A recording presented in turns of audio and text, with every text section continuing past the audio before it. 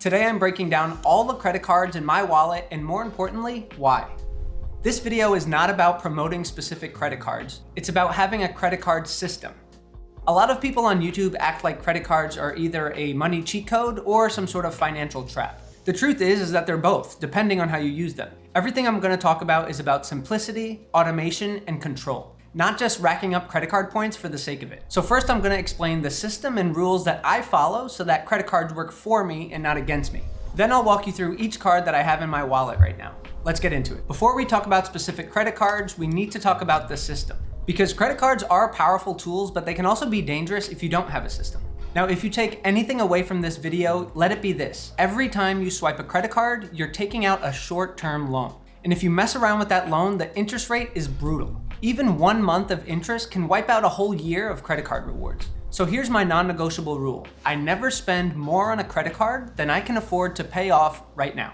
If I don't have the money in my account today, it doesn't go on the card, period. The second rule is automation. Every single card I use is set to auto-pay the entire statement balance every single month without exceptions. Not the minimum, not a custom amount, the full statement balance. That's the difference between using credit cards as a tool and not letting them turn into a financial trap. Once you have those two guardrails in place, credit cards become a lot less risky. At that point, all the rewards that you get from all these cards are a bonus. Now with that foundation in place, I'm gonna walk through all the cards that I have in my wallet right now and which role each of them plays in my system. The first card in my wallet and the foundation to my entire credit card system is the Chase Sapphire Reserve card. This is the card that everything else is built around. Yes, it has a high annual fee, but I think of it as a travel and lifestyle card that pays me back in ways that I actually use. Here's a few of the features that I believe earns its place. This credit card automatically reimburses up to $300 for any travel purchase. Flights, hotels, parking, Ubers, trains, you name it. It's one of the most flexible travel credits on any card. So with the Chase Sapphire Reserve card, you get access to Priority Pass. With Priority Pass, I get access to over 1,000 airport lounges with up to 2 guests. I also get access to every Chase Sapphire lounge with guests. This is a huge benefit, especially if you travel often. For me personally, I justify it because every time I travel, I get to eat and drink for free with a guest. Usually it's my wife. We usually end up getting a quick bite to eat at the airport anyway, so this is saving me money that I would have spent anyway. Plus, we get the comfort of being able to relax in a comfortable lounge with good Wi-Fi and outlets. Yes, the lounges are getting more crowded these days, but it still beats hanging out at the gate. So once every 4 years, I can get up to $120 back on the application fee for TSA PreCheck, Global Entry, and Nexus. This is obviously a nice perk because saving time when you're going through the airport gives you a lot of peace of mind.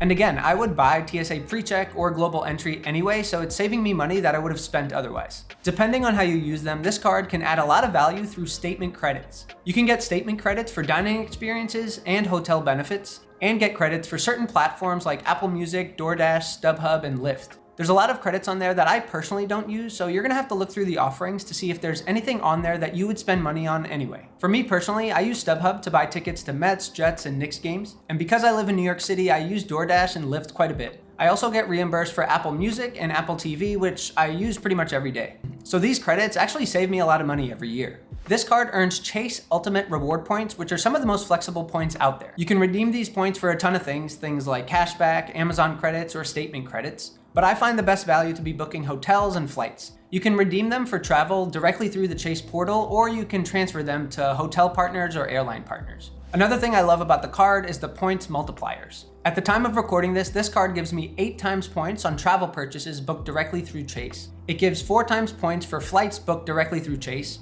3 times points on all dining, and 1 times points on all other purchases. Here's how the Chase Sapphire Reserve card fits into my system. This card is my default card for travel purchases, flights, and dining. Now this card isn't for everyone. If you don't really travel that much, or if you're kind of early on in your financial journey, the annual fee might not make sense for you right now. But as someone in my 30s living in a high-cost city who travels a little bit every single year, this card has become the foundation of my wallet. Next up is the card that I use for everyday spending that earns rewards in a completely different way. The next card in my wallet is the Coinbase One card. The Coinbase One card operates on the American Express network. The Coinbase One card itself doesn't charge an annual fee, but in order to get one, you need to be a Coinbase One member, which obviously comes at a cost. The basic membership is $5 a month or $50 a year. Preferred membership is $30 a month or $300 a year. And the premium membership is $300 a month or $3,000 a year. I don't know anyone who uses that membership.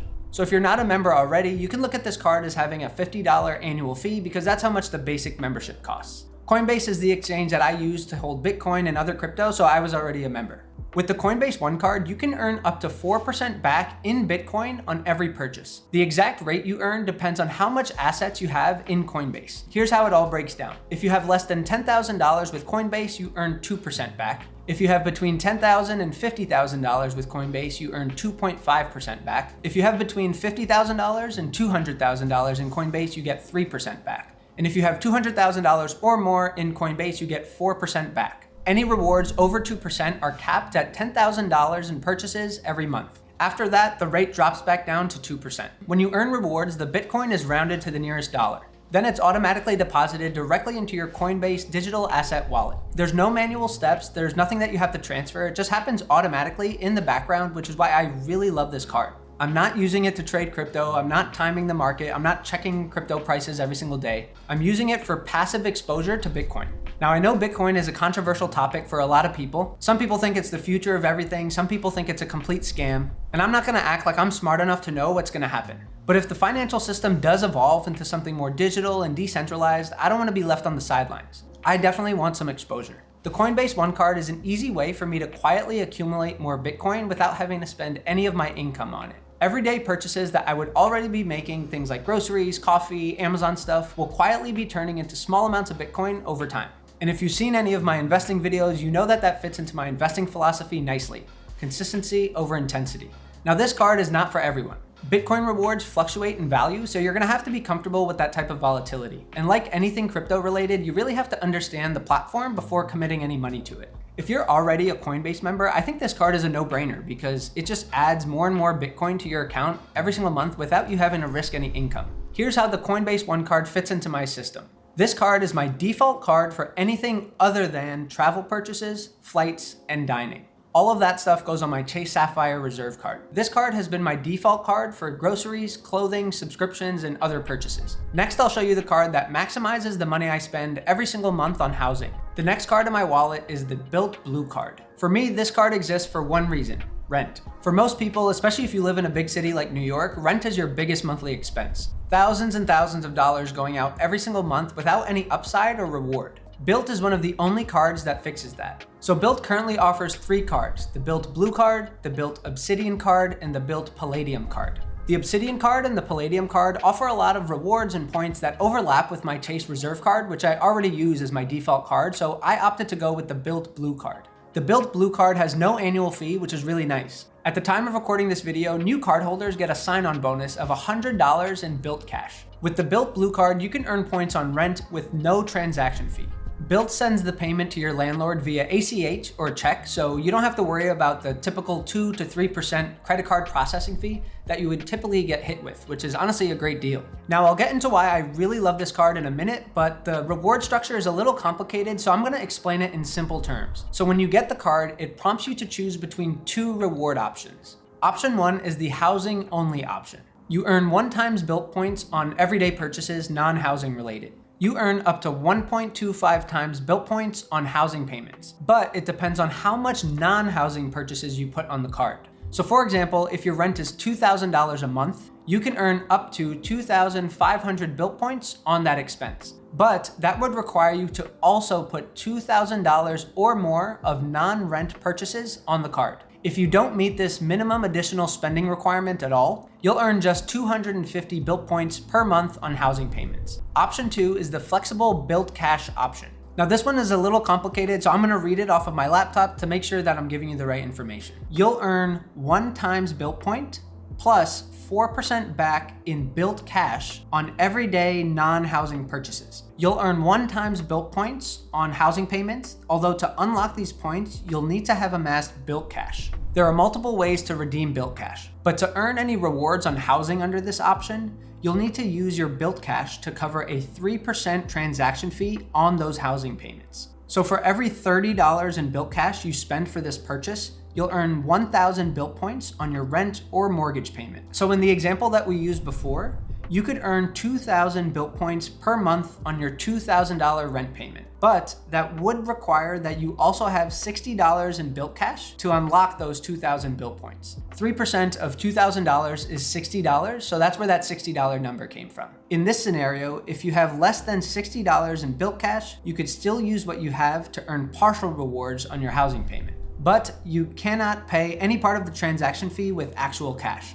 Because I use this card for rent and nothing else, I won't go through the whole reward structure. For me personally, I would never sign up for option 2 just because the reward structure is way too complicated to understand. And it sounds obvious, but if you don't understand something, you shouldn't jump into it. So yeah, that's my personal opinion, nothing against Bilt. I just personally would never recommend option 2. Another key feature of all Bilt cards is rent day. On the first of every month or on your rent day, Bilt runs special promotions. So I don't want to misspeak and give you wrong information, so I wrote down some of the special promotions that they offer on rent day. So bonus points on non-rent spending, transfer bonuses to airline and hotel partners, and exclusive experiences and perks. You're not required to use these, but they're there in case you want to get some extra value. Here's how the Bilt Blue card fits into my system.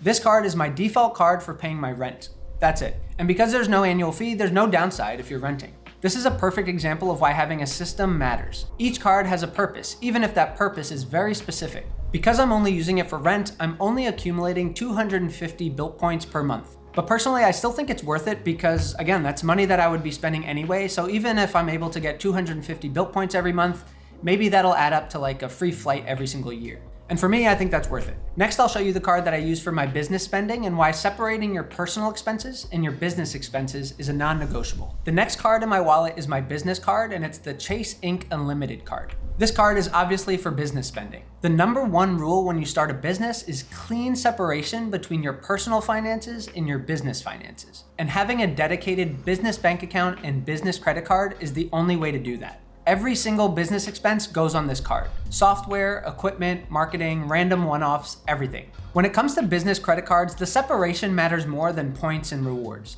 It makes bookkeeping clean and easy, and it also makes filing your taxes clean and easy. That being said, let's talk through some of the rewards that the Chase Ink Unlimited card offers. At the time of recording this, the Chase Ink Unlimited card earns 1.5 times Chase Unlimited reward points for every purchase. There's no annual fee, there's no category tracking, and there's no spending caps. I really like that this card has a flat rate structure of 1.5 times points on everything because business expenses are pretty unpredictable and you spend a lot in random areas. And because of that, I don't want to think about which card to use when, I just want consistency. One underrated advantage of this card is that the points that you earn are full ultimate reward points. Because I also have the Chase Sapphire Reserve card, I can combine the points from both of these cards and use them for travel purchases or transfer them to partners. I really like that it keeps everything really simple, all inside one ecosystem.